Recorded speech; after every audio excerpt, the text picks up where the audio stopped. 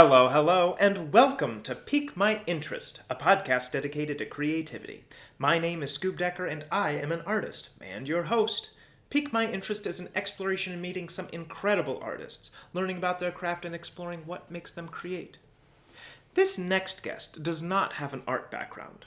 As a matter of fact, he has been an attorney for over 20 years and stumbled across this one-of-a-kind craft and has since mastered it. It is challenging and freeing to pioneer an art form that he has had no previous knowledge of that includes abstract geometry with vibrancy on recycled windows. He's discovered how to use the window's glossy or matteness to enhance and elevate each piece. The attorney job allows the ability and flexibility to work on his art. He really enjoys the process of making his pieces. It gives him a reason to get up. In the early stages, Eddie constantly experimented with paint types, taping methods, shapes, and colors to master his unique craft. He finds success in painting because he wakes up every day and still enjoys getting to painting and his creation space, as well as being able to go the extra mile, literally and figuratively, to get his work into different spaces and to be seen by more eyes. Eddie immerses himself in other art forms, from contemporary galleries to classics and museums, and is interested to see what appeals to him and wants to see how it can be applied to his work, and has found immense inspiration from architecture. This episode was recorded on January 5th in Berlin, Connecticut, just outside Hartford. I hope you look up his work and your interest is piqued. I hope you're having a grand day, and please enjoy this week's episode I've titled Windows of Abstraction.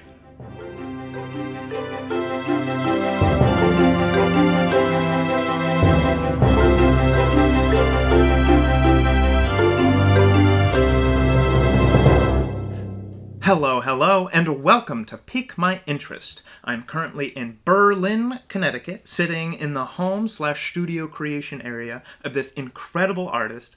How are you doing today? Good. How are you doing, sir? I'm doing fantastic. Have you done anything interesting lately? Let's see. Interesting lately in terms of artwork, or interesting lately in terms of life? Life. I actually just went to New York yesterday with my kids, and start out the year we usually try to do a nice meal, and Din Tai Fung is like it's a dumpling place that we had been to the one in Vegas, and my daughter, when she heard that they were opening one in New York, really wanted to go, so we had made a reservation and went down there. It was great. Yeah. What else did you do in New York? We actually ended up going to the Guggenheim. We ended up going to MoMA, which, for any artists listening out there, if you're an artist and you show them evidence of being an artist, they will give you a $35 annual membership, which I always find is a very good... Wow. Yeah. Well, thank you for that. And let's get into it. Yeah. Please introduce yourself. Who are you? What is your name? And where are you from? My name is Eddie Hall. I am from... It's a little complex, but I was born in Ohio. I grew up a little bit south of Tampa, Florida. I lived in LA for a while, and now I'm out here in Connecticut, Hartford area.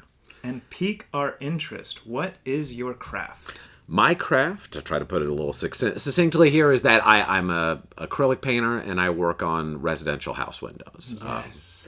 Absolutely. When I found your work, it took me a minute to kind of figure out exactly what you were painting on, but you find recycled glass, some windows, and you create these abstract geometric paintings on top of them or behind them. Yeah, absolutely, and that's it. And so it is something I kind of fell into a number of years ago. I was working on canvases before that, but I really have found that my work lends itself to, and I like the challenges and different aspects associated with working with these, with glass, painting on glass, which is not an extremely common technique that people use, but it is, I don't know, I love it. Yeah. And we talked a little earlier about how much you like the vibrancy of colors, and I'm sure we'll get into that a little bit. But what else about your work is different than others who might be doing acrylic painting? Or what is your specialty within window painting? Okay.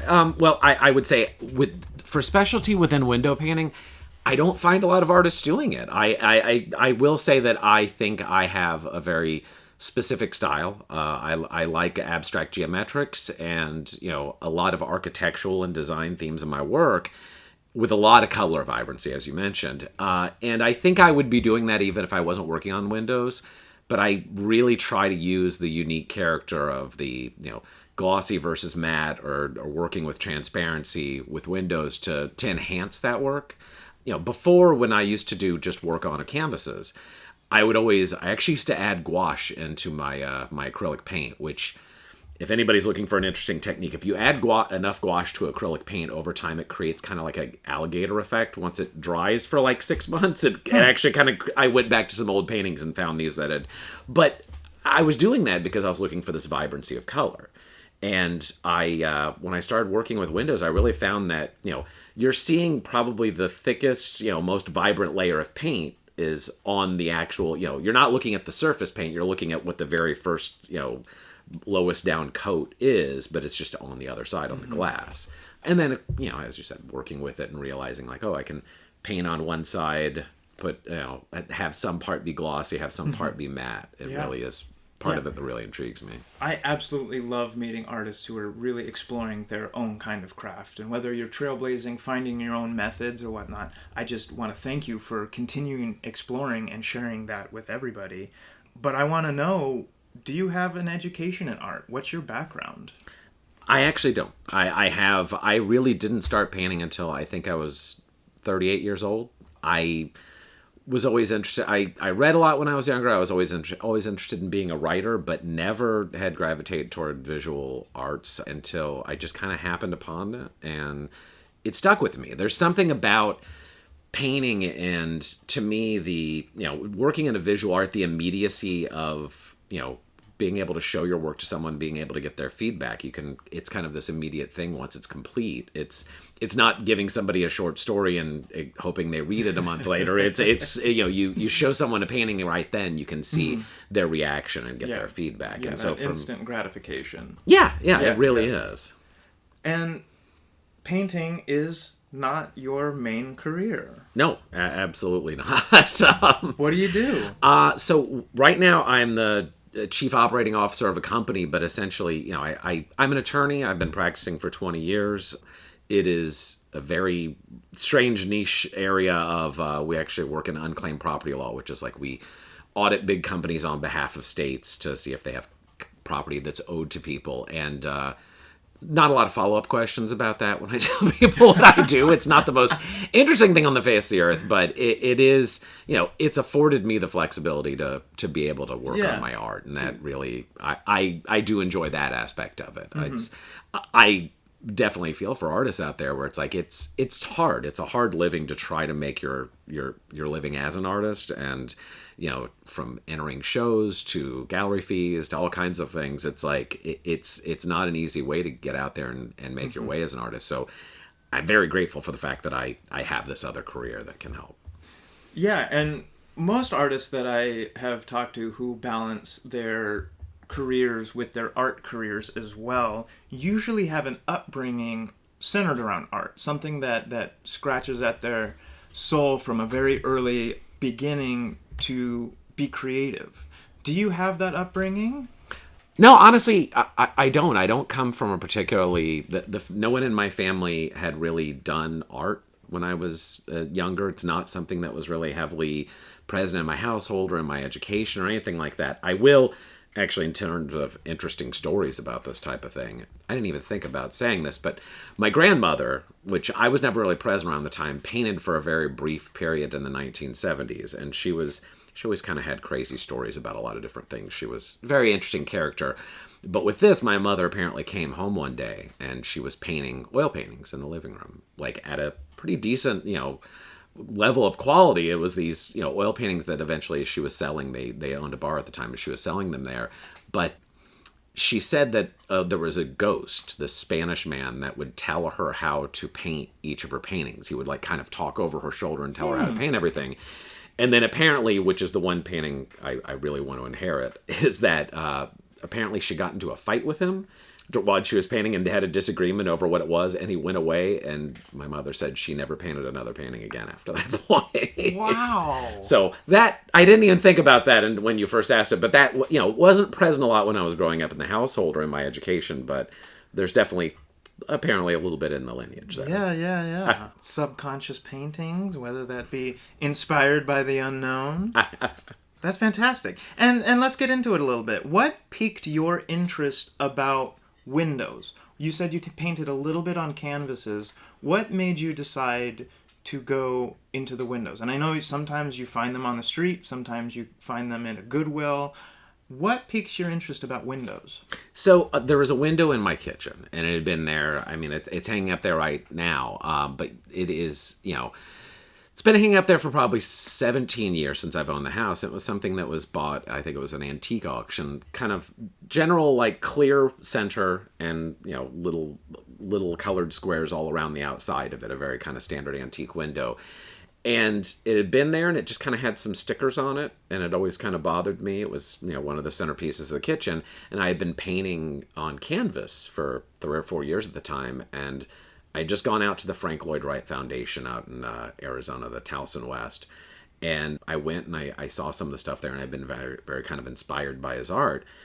And I came back, and I was like, well, I'm going to rip off Frank Lloyd Wright and just do like a knockoff on this window, so it's at least something other than these stickers. So I took down the window, painted on the back of it to do this. Didn't even know if it would work. I just painted acrylic paints on that, and I was like, we'll see how this turns out. Finished it. I was happy with the result, and when I went back to my canvases, I just kept looking back at the window and looking at, the way that it really enhanced and really brought out the vibrancy of the colors. It's kind of got some reds, some blues, and some yellows in it. And I was like, why am I not doing this? And I was a little hesitant at first because it's not the easiest medium to lug around. It's certainly not the most durable one. They can break. but it's one of those things where it's like, I went back and I was like, I really love the way this looks. And why don't I try another one? And I, trepidatiously started doing that a little bit more. And I'd say now at this point, I've done probably 70, 80 windows over time. I'm pretty prolific because I really do enjoy the process. Yeah. I really enjoy just getting up and working on them. Yeah, I think you can see that in your work, that you hopefully you like them a lot. I mean, you can see the time and the dedication and the passion behind each one. I mean, they have different themes. There's almost 60s feels to some of them. There's architectural feels to some of them. What I grew to appreciate when I saw some of your work at a local coffee shop was the layers that you can use with windows. When I think of a window, I think two-dimensional, paint on it. That's interesting. But what you've discovered is that you have two different planes. You have the back side, you have the front side. You can even get different textures, whether that be matte or glossy. This all can in turn just tell a different story. And I absolutely love that, and I can't wait to see where else that goes. We're also sitting in your studio living room area where you have a hurricane glass window, which is just 2 inches thick, which you've been able to find even more depths and more textures behind that. So again, I love that, as well as these colors. You talked while we were getting coffee earlier about how much you love the vibrancy of colors, but a lot of the acrylic paints that you're finding tend to get muted a bit, and you are consistently exploring, trying to find that vibrancy and to keep that wet look while you're still finishing the pieces. I think that's fantastic. And you said you've made 70 to 80 of these pieces that are selling for a pretty penny. Congratulations on that. To me, that says you're successful. Do you consider yourself successful?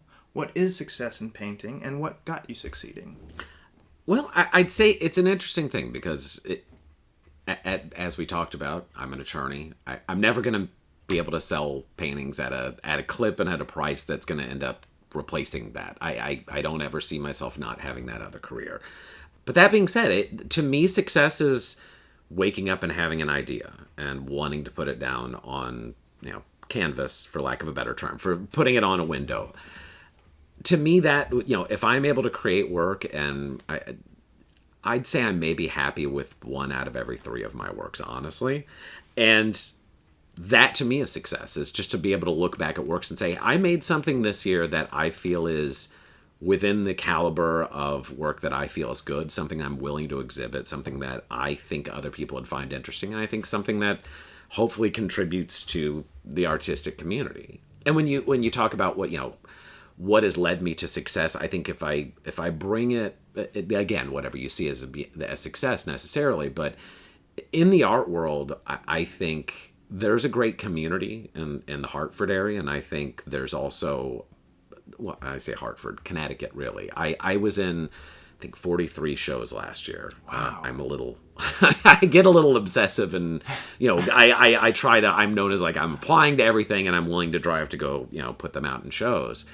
And to me, I think success also in a way, or what's led to some of that success, is really just getting my work out there, getting it seen, trying to, kind of have it live someplace that's not here. I think a lot of times, people have a tendency to create work, and I don't want it just sitting in my shed in storage. I don't want it just kind of collecting dust. I actually just had a few solo shows this year, and they ended, and I actually have a show at my local library, which is it's not a known venue for artwork. It's not like a place people go. It's not, it's really just mainly the main meeting room there. But I'm excited and happy about the fact that I have, 16 pieces up in a place where during local town meetings they're going to see it. Kids are going to see it when they're there for events. It's something where that art's out and interacting with the community. And honestly, I will say, I'm part of a gallery in New Haven. I do a lot of shows at museums and things like that. And I will say, I think a lot of the sales really these days come from when people see it. I think I sell more from like coffee shops and breweries than anything else.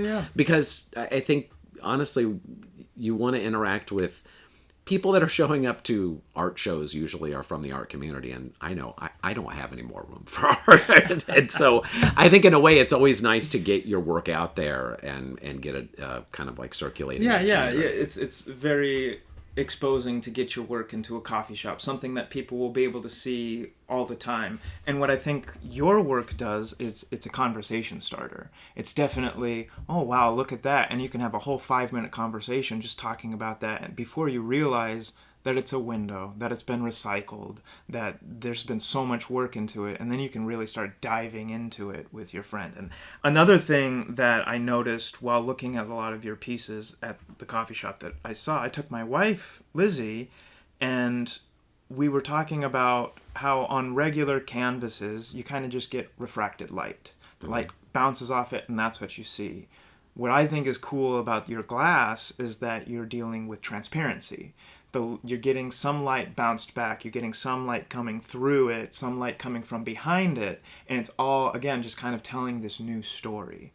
Even one of your pieces I saw was almost completely transparent, with just kind of a different texture between the glass and the other types of glass, and it was, all you can see is the textures behind it on the wall through the light.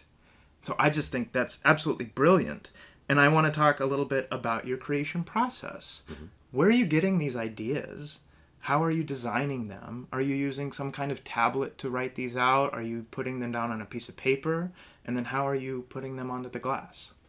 So I'd say, for the largest part, I don't design them in advance. So every so often, I've had an idea and I've kind of sketched something out.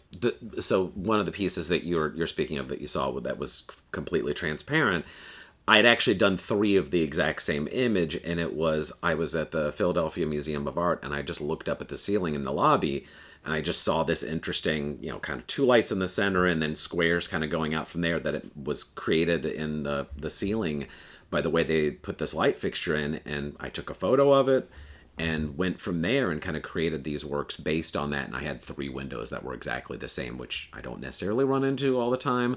And so I was like, oh, well, I'll do color studies, a blue, a red. And then I had always had this idea recently of just doing something in completely clear that you wouldn't be able to see. So it's interesting. So it's like some of them will be things like that. And I find I wasn't always a big photography person, but I find I am taking pictures of things more often these days, just to almost as a sketchbook, to be like, okay, I like what that building looked like, or that particular aspect of a building. But a lot of times architectural, I think because my tastes lend themselves to geometric forms, I think architectural works pretty well hand in hand with that. And then sometimes I'll just find images of, like, for example, I hate to point at something and describe it on a podcast, but there's one up in my area right now. It's actually an older one I had, but it was a picture of the outside of a building in Germany, but I had found it online in an architecture forum, and I just really liked it. And it was just black and white, photo of these, it kind of almost like triangular shapes the outside of a building made. And I was like, well, what if I take those and really add a layer of color onto it? And so I think, I find things a lot of times that I'll plan out in advance. When it comes to architectural forms, I'll have like a printed piece of paper that has, okay, this is what this building actually looks like. And then there are other times where I will pull a window down, that I've had in storage and say, okay, I'm just going to make something. I have a large piece in the other room that I just created I usually do one large work a year. And I just started out, it's kind of a big 4x3 panel piece. It was intimidating to start with. I was just like, okay, I just have this. I don't know what I'm going to do with it. And over the course of a couple of weeks, I feel like I found the piece with experimenting with different shapes and formats in it.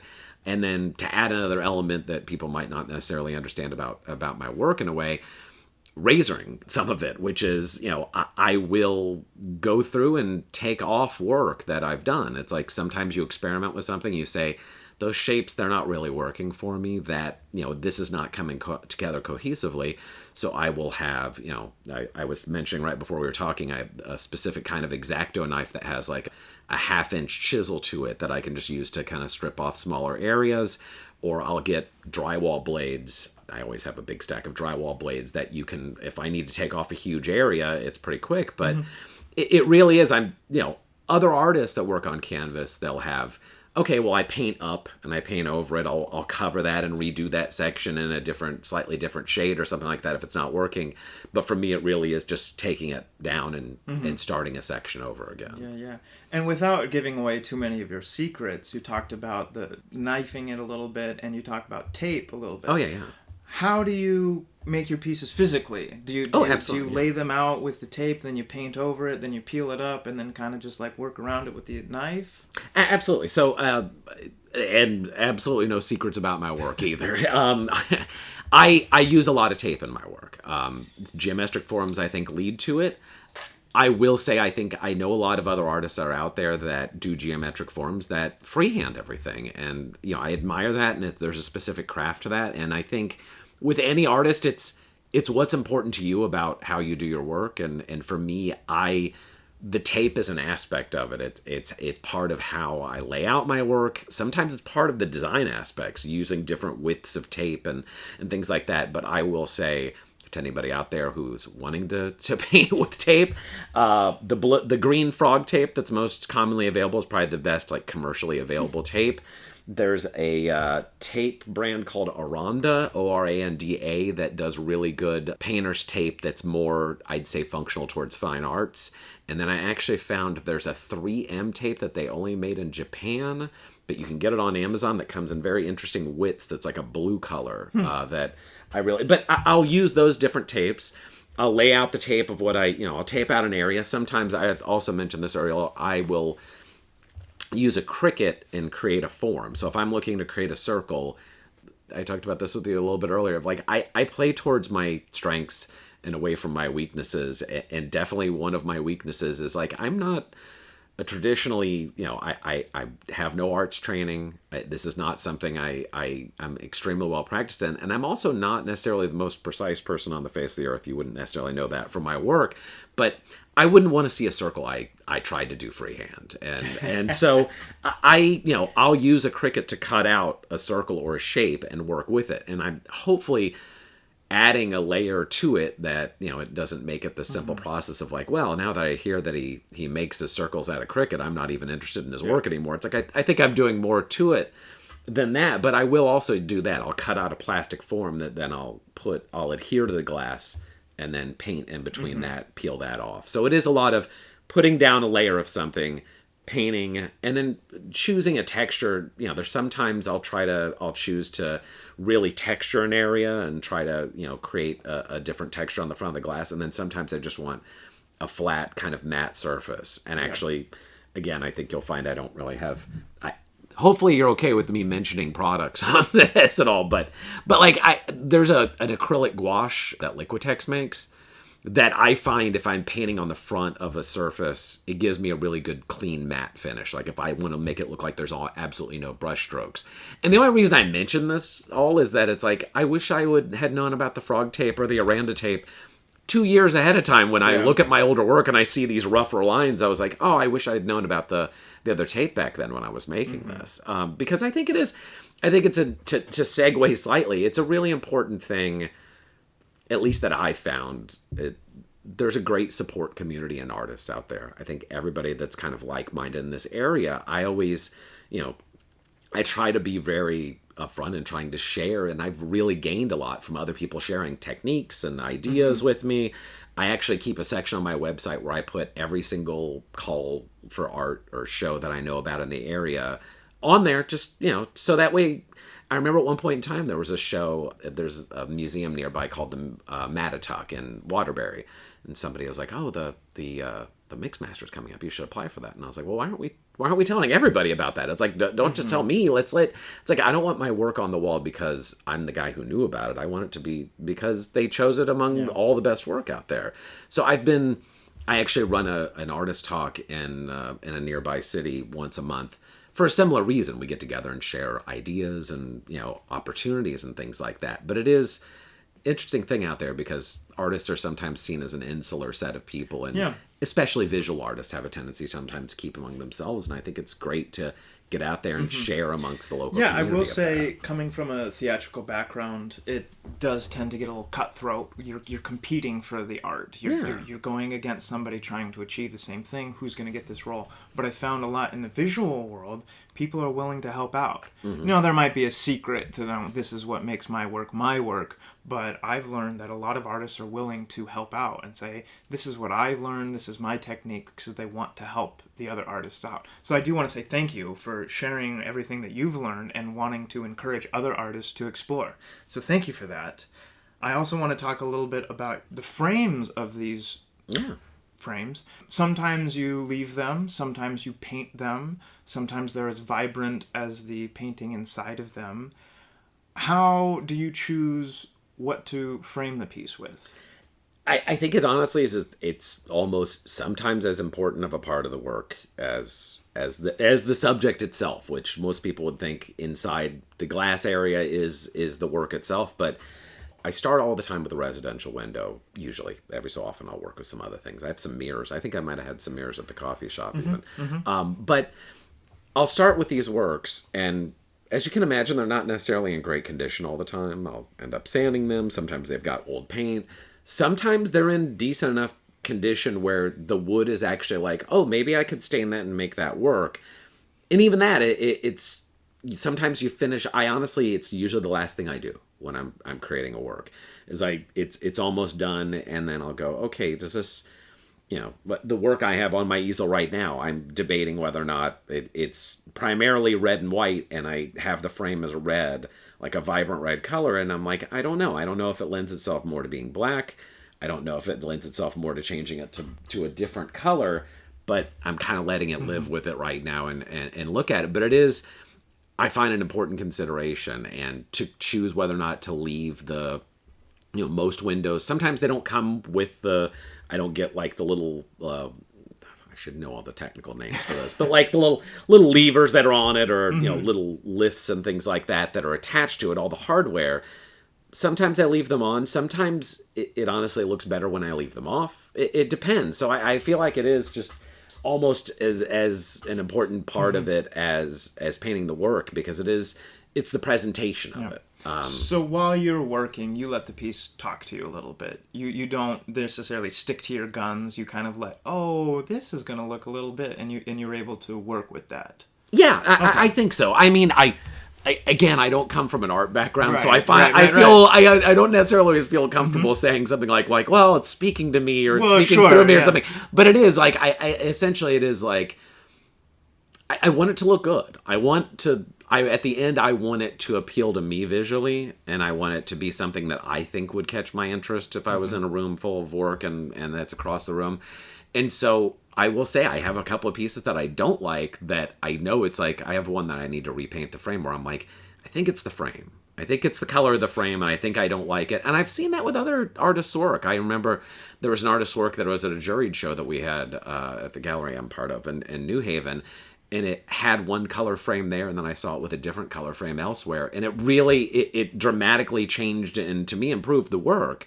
And it's so interesting how that works. You would think it's like, well, I put so much time and effort into the center, the actual, what you would think of as the art. But I think part of it is a consideration, is the presentation. Yeah, and it just being abstract, just there's no rules to it. Yeah. Do you ever find, as you're peeling something up from the tape, to be like, I'm going to keep this piece of tape down because I think it would look a little different like this. Mm-hmm. Yeah. I have definitely found there are certain things where I'm working with it where it's like I have a whole plan set out and I'm like, oh, this is definitely going to look this way. And I get halfway through it and I was like, wait, what's this?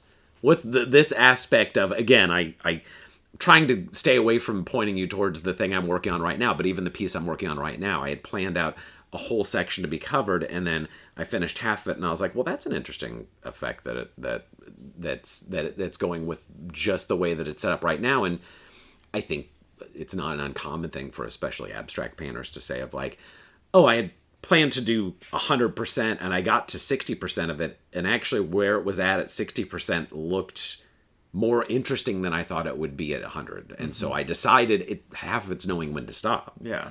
Yeah. Yeah, I love your experimenting consistently, trying to find it. And as artists, while we're working, we consistently run into that wall. How do you overcome a creative block? How do you find a piece that you see and you just go, it's just not working? How do you get back into the creative mindset? I'm definitely somebody that doesn't, I feel like I'm more of a process person in a way, in terms of, I guess, not contrasting it with creative in a way, but I'm constantly working at it. And I don't think I've ever found a time period where I'm just not, like, I'm just stuck with it. And I consider myself extremely fortunate from that I also, it may be because of part of my process of like, I talk to a lot of other artists, and I know some people that are working on 10 things at a time, some people that are working on 2 or 3, and I think that actually is more common, as like a few things at a time, and I'll put this one down, pick this one up. I do one piece start to end, and that's my process. And I there's only been a few times where I've been working on 2 things at once. And that's usually if I have a little tiny piece that I was working on for something to give away to someone, then I'll maybe have that off to the side. But usually if I hit the, like, something where it's like, this just isn't working, I think it's only happened once where I've taken it all the way down, where I've said, this isn't working, just tearing it completely down. And I will tell you, I mean, I really like the piece I was talking about in the front, that larger piece that I was doing. Midway through that, I was almost to the point where I was like, okay, I'm just going to scrape this all down. This isn't working. This entire thing is not working. And it's like, but now looking at it, I was like, well, I definitely shouldn't have done that. And, there's the one that I did do it to that I can recall, actually was similar color pattern to that one, which was interesting. But it was one of those things where I was like, this just isn't working. This isn't going to be repaired. I'm not going to be able to fix this. And I think there is some aspect where it's very hard to do, to say, okay, I just need to start over. Mm-hmm. This is not, but to me, it's like, it's not going to get to something where I originally viewed it to be.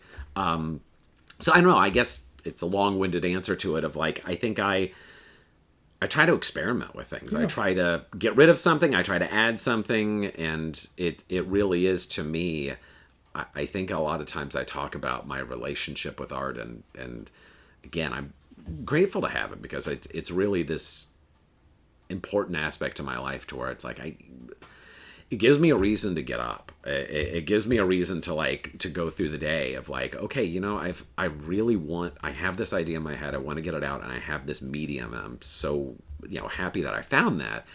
But to me, I a lot of times will say a good example of that is I drink a lot of coffee. I run on coffee, and in the morning, I think anybody who drinks a lot of coffee, your first cup of coffee is like, you need it to get going. And I can't tell you how many times I start a cup of coffee in the machine and I go over and start working on something I'm working on with the painting, and 2 hours later, there's a cold cup of coffee there. And I was like, to me, it's just like, it is an obsessive thing where I'm like, I just love the process and getting lost in the process of creating. Yeah, I know exactly what you're talking about. I got a mug at home with the coffee rings in it, and I'm proud of those coffee rings on the inside because that's how much I forgot about my coffee. Yeah. That's how far into the process I was, that I wasn't even thinking about that thing that I believe is fueling me.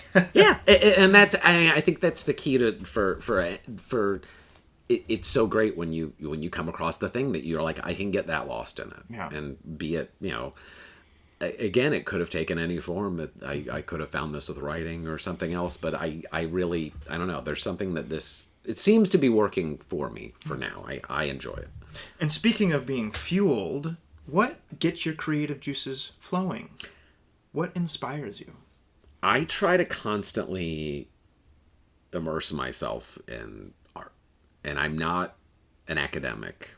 Again, to kind of get to that point, I definitely don't.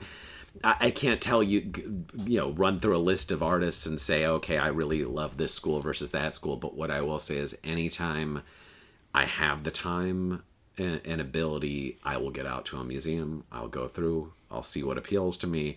There's a local museum here, the New Britain Museum of American Art. That's a really, it's only probably a couple miles away from here. And I've realized they serve coffee there in the cafe. And I'm like, I will go on a Sunday, get a cup of coffee, and then just walk around for 15. And even if it's 15 minutes, it's something. I'll see something. Something will call out to me. And it's interesting, especially being an abstract artist, of like the things that I've seen where I'm like, oh, that's something I'm going to apply to something I'm working on. And it's like, you would see the two and never think that they're converging, but it's just like, it's a color, it's a shape, it's an idea, and just getting and immersing yourself with that. Back to weirdly writing in a way, I do really like, there's a well-known writing book that Stephen King wrote about, like, called On Writing. But one of the things he told people was, you need to be reading constantly. You need to read, like I think he would say, spend 8 hours a day writing and 4 hours a day reading if you're really if you want to immerse yourself in the craft. And I think for an artist, I think it is like being out there, seeing what other people are doing, seeing what other people are doing locally, like getting out into the local art scene, seeing local art shows, but also, seeing classics and things that are out there. To me, is that I find that really motivates me, especially when I'm. This is a long-winded answer, actually, back to the question you asked before. Especially when I'm stuck. Sometimes I will be completely stuck, and I will go to a museum and kind of walk around and be like, well, that reminds me of something that might work. Although the piece that we were talking about, the big piece that I almost scraped all the way down, I went to a nearby place that serves bagels, and above their trash can was this thing that had these concentric circles in it, and I was like, oh, that might work. So you never know when you're going to find something. Well, I'm glad you didn't scrape it. I think that piece is absolutely stunning. So thank you for displaying it just for me. No, thanks for having it up, and I think it's gorgeous. Speaking of overcoming creative blocks a little bit, do you have any hobbies? I know that this craft might actually be your hobby to your law career, but do you have any other hobbies that might complement or contradict this craft? I mean, that's the thing, is everything converges together at a certain point in time, and life is life, and it's like, well, you're working, you're doing your craft, you're doing your hobby. I would say my hobby these days does turn into more interacting with the art world, is like going out, going to museums, going to see shows, interacting with. I'm the type of person that I find I am best propelled by momentum of just moving forward constantly. And so I'm usually, it's a strange thing of, well, I'll turn around and be like, oh, I don't have anything on my schedule I have to do Sunday. It's like, usually today, for example, I had a gallery meeting this morning.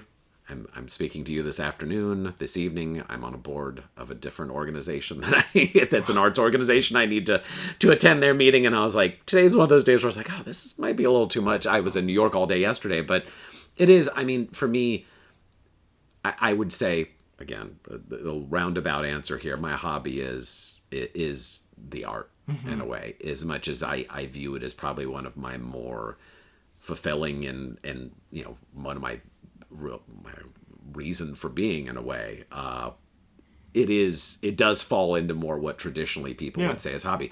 I don't watch TV anymore. I used to. I don't really. I wish I got to the movies more often. I don't. But I think when I have free time, that's when, with a full-time career, and I have two children, 15 and 13, and so it's, I have them, they're with me half the time. I'm divorced, and so it's one of those things where it's like, with those two components alone, that's a fairly full plate, and then the art on top of that. The art is me trying to catch when catch can. I can get anything done. Well, thank you for taking time out of your busy schedule to be here with us and piquing our interest. From somebody who doesn't have the art education, what would be your advice for somebody trying to get into abstract painting? I would say, a few things is, what I found works for me is, I'm trying to create something I'd like to see. I'm making pieces I would want to see on a wall. and that to me is what kind of leads me. In terms of breaking into it, it's again, it's interesting to look at. The art world is so nebulous. It's like I don't know if I've broken into it. I think some artists would look at like how many shows I did in the last year, or the fact that I've had a few solo shows, and say, oh, that's really successful. And it's like, I don't know where this goes from here, or if I'm just starting or if I'm ending. And I think you never do until you're at the end of the day, you see where you lie with things. But I would say exhibit locally is another thing. Is like, if you do work, I find a lot of artists have a hard time kind of believing in their work to the point to say, oh, I don't really want to show this. I don't feel like this is ready to show. If you do something and you finish something, to me, again, then this is, other people may have a different viewpoint on this, but I want to get it out into the world. And so I had a show I put on. I got a grant from the state of Connecticut last year. I put on locally. I wasn't part of the show, but it was to focus on lower income artists, to run a juried show that didn't have a fee, because arts is kind of prohibitive in a way too. There's a little bit of like, if you do create work, the fees to enter shows to get your work seen it's not insignificant. And I don't want someone's work not to be seen because they don't have $30 to take a chance to see whether or not a juror actually liked their work. So I actually had a juror from the New Britain Museum, their community outreach director, jury the show. So it was their work got in front of somebody well known in the area and put on a show with a reception, things like that. And I was surprised how many people it was. It was their first show, and some of them were saying, well, I've been hesitant to get my work out there. And it is, I wish there were more opportunities like that. But it is one of those things where I think it's really important for artists there are places around that are willing to show artwork. And a lot of times there are some that don't necessarily charge fees. And I'm also part of a cooperative gallery, and we have a juried show, and we charge fees for that. And I know exactly why we do, because otherwise we wouldn't be able to make, economically. Right. It's both sides. I see the reasoning behind it. But for artists starting out, I think getting your work seen and getting it in front of people, I think you get an interesting charge and feedback from that, at least for me. That to me, it propelled me forward to want to do it more and want to show more and want to create more. Yeah. So your advice is just the push for exposure. Yeah. Fantastic. And I love what you said. I'm making pieces that I want to see. That you are really doing this craft for you. And that the fact that everybody else can enjoy it is just the cherry on top. Yeah. I hope they enjoy it. Well, I do. And then, time to clear the air. Yeah. Are there any misconceptions about your craft? Well, I think there are misconceptions about a lot of things. I like abstract art. I think there's a lot of misconceptions about that. And sometimes I will say I can look at my work and say it's simplistic. There are some times where it's just certain shapes put together in a certain organization. I think specifically the 3 pieces that you saw at the coffee shop is like, it's 2 circles and a couple of concentric squares.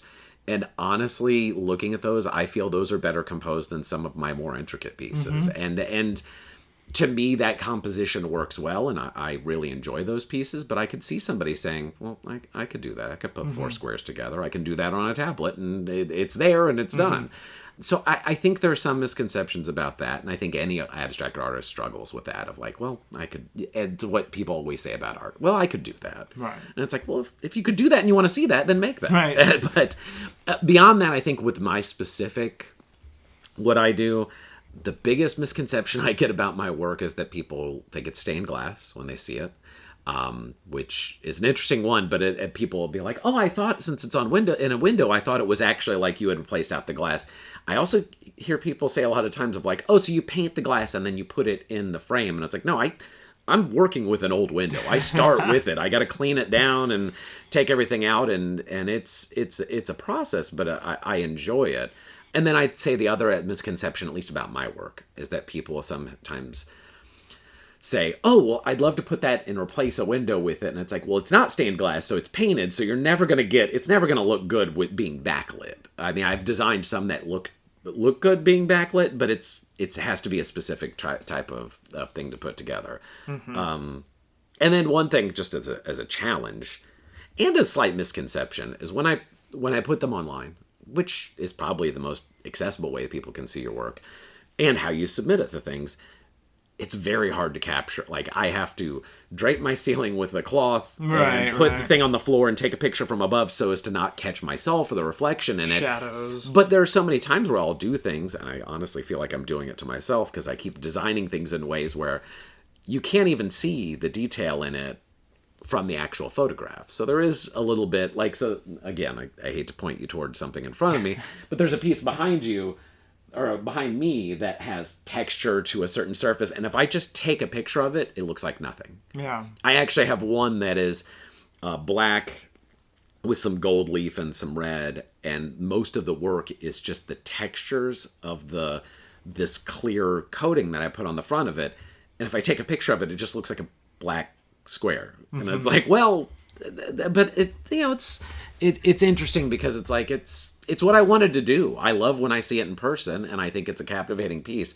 But at the same time, it's interesting that it's an experiential thing that you really can't photograph, and you have to kind of see in person. Yeah, I love that you brought up your textures, because a lot of your brush strokes end up creating a texture that just enhances the piece and elevates the piece. I think they just come to life. And as far as geometric abstraction goes, you talked a little bit about the simplicity of it. Sometimes it's a circle, a few squares, and then getting down to your more intricate pieces where you've got 100 different shapes. But the thing about the Eddie Hall pieces is that they're all evoking a certain feeling. And I love that. Even if it's circle, square, what I find fascinating is that a triangle might not be able to speak to you. But if you've had a triangle, repeat it in a different way in different spots and put a frame around it, you have a story. I find that absolutely fascinating, and your work is just a great example of that. So thank you for doing that, and I just want to know, what's next for the world of your craft? Where do you want it to go? I want to wake up and, have my coffee get cold while I'm trying to paint something else. I mean, honestly, I finished that big piece in the other room, and this was the second it came off the easel, the next window went up. Like, I want to just keep creating, and honestly, for me, it's the end of the year. I actually created a list of goals for myself for last year to be like, this is what I want to do. One of them was to do less shows, which I think I did slightly, but I still did a lot, because I get, if I see an opportunity out there, I'm kind of known as a guy of, like, if they told me there was an empty wall down the street, I would run down there with something in the back of my car and hanging up, because why not if you've got the work. But I think this next year, I think I want to try to be more specific about where I'm trying to show my work. And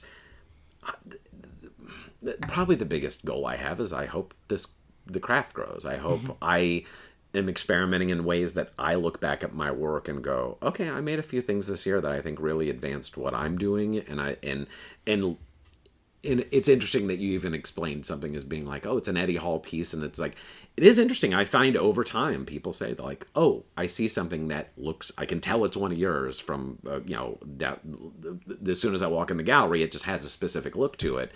And I actually experiment a little bit with, I'll Google image search my pieces when they're done, just to see, like, oh, does this look like something else? And weirdly, it's like, another one of my pieces will pop up that I wouldn't think that it even looks like, but I'm like, okay, apparently they share something in similarity. Some form of success there. But I like, to me, I'm like, I really want whatever I see in that, and the ones that I've done that I enjoy, I want to see more. If I had to, like, rank them all, I want to see a few more from this year go into my top 10. I don't want it all to be there because, again, you want to experiment, and you're going to break a few eggs, and you're going to make some things that you look back on and go, why did I do that? But I do want to, hopefully make some few things this year that I feel like are strong work. Yeah. And, are you interested in continuing your attorney career? I mean, interested, I have to. I mean, listen, if I don't think I'm the kind of person I never, I don't live to work. I think I'm a responsible person. I think I'm very good at what I do. I think I am very good at that. I think if I was afforded the opportunity to just focus on art all the time, I would, but I don't see that as being reality. I think that's a lot of people out there. It's like, I think they're in the same situation where it'd be like, yeah, great. If you told me that I was going to be subsidized and I would be able to, have my same lifestyle, but only focus on art, then great, I'll do that. I don't think there's a great itch in me to be like, oh, I really, I want to do some legal work. I think if I did, all of a sudden, let's say, a giant bag of money fell out of the sky, I think it's one of those things where it's like, I might try to use it still. I have knowledge there and I have experience. It's like, I might try to use it in a beneficial way for the arts or things like that, but I don't necessarily, there's not some great itch that's being scratched there by my legal career itself. But you like the balance of having the legal career as well as the artistic career? Yeah, and I think like anybody, if your situation's currently working for you to create and produce and you're doing things that you enjoy, I worry that not having the stress of that, not having everything going on, well, then maybe all of a sudden my work gets shitty. Maybe all of a sudden it's like I'm making things that it's like, well, wait a second, this doesn't, it may be a byproduct of stress and all other kinds of things that I am able to center and kind of get away from it and focus on this. And that drive and that ability might not be there if things weren't as stressful otherwise in my life. So. Absolutely. No, I love that. Stress is not fun, but often can push creativity. Yeah. Something I've learned is forced flow. A little bit of forced creativity can often bring out some really interesting stuff. Oh, yeah. So I'm excited to see where your work goes, and where can we see your work? Well, right now in Connecticut, I usually have a number of things out. I have a listing on my website that shows where my current shows are. Right now, I always have a piece up at Keller Liddell Gallery in New Haven. So it's a co-op gallery of 20 some odd artists. I have a solo show there once every 2 years, but there is always like a section of the gallery that has a piece from every artist. So you can see my work there. There's a great coffee shop bakery, Raugina, in Glastonbury, that has usually about 6 of my works up at all times. And yeah, I put out something on my Instagram once a month of all the shows I'm in, and I'm surprised every time that I always said this month I'm going to have less. I'm going to slow down a little bit. And it's like, no, there's usually 6 or 7 things. So I could rattle off a few more in the area, but no, there's always, there's a gallery in New Britain called Gallery 66. It's a local kind of community gallery that I usually try to put work at. That's where I have my artist discussion once a month that I usually have work there. But hopefully someplace near anyone listening soon. Well, that being said, my work doesn't travel that well, so... Yeah, we talked a little bit about... so I don't... Shipping your pieces might be a little difficult because they are made out of glass, and there's that inherent risk of possible breaking, so best of luck in figuring out the best ways to ship those. And just so everybody can know what it is, what is your Instagram handle? Oh, it's at Eddie Hall Art, and website's eddieHallArt.com, so it's all... Luckily... I think I've slightly gotten over the initial hurdle of having to... If you search Eddie Hall, you're going to come across the British strongman, and you'll be surprised about how many people contact me looking for him. But if you search Eddie Hall artist, I actually seem to be the what you find these days. That's fantastic. Well, best of luck in your muscle building, bodybuilding, British strongman competitions. But best of luck in your creative endeavors. Can't wait to see where it goes. I can't thank you enough for joining me and piquing my interest. Is there anything you'd like to say before we wrap up? No, I just thank you so much for highlighting artists and what they do. And, I think it's always great for people to give a voice to the art community because it is interesting what drives people. And it really does. It's, you heard me say it earlier. It becomes your reason for being. It becomes this thing that really propels you. I am so grateful that I found it, and I'm hopeful everybody out there, I'm sure everybody has something that you could key into that would really, be this thing that drives you, and I just love it when those people are, it lifts up people with that in them. So. Well, thank you. It is my absolute pleasure. This podcast is a great way for me to meet incredible artists like yourself, so thank you for that, as well as I just hope to be able to inspire other people with other types of art forms, and this is just a great thing for me to pursue the creative world. I do like to end with one last question. Mm-hmm. If you could excel at any craft other than your own, what would you want to do? I would say, and it's interesting based on... I actually think stained glass is something that I would find interesting. Okay. It is very specific, and I'm very it's a hard thing to believe. I'm extremely bad with glass. When I've dealt with it in its own form, I think I tried to replace something once, and I shattered like 2 pieces of glass trying to do something that I was working on. And it's like, I'm good with windows. I understand how they work now. But I think stained glass and what can be done with that, I think is, again, what I do is, it's not unlike it, so it would be a great other thing for me to understand how to do, but it's certainly not one I do. Oh, maybe one day we could find a stained glass acrylic combination piece. Yeah, there you go. There you go. All right. And thank you to all my peekers out there. Please let me know if you know of any special or unique artists or art forms you think I should explore. I am currently in Berlin, Connecticut, and can't wait to see where PMI takes me next. Remember, creativity comes from the heart. Push yourself. Be kind to each other. I'm Scoob Decker, and thank you for helping me pique my interest.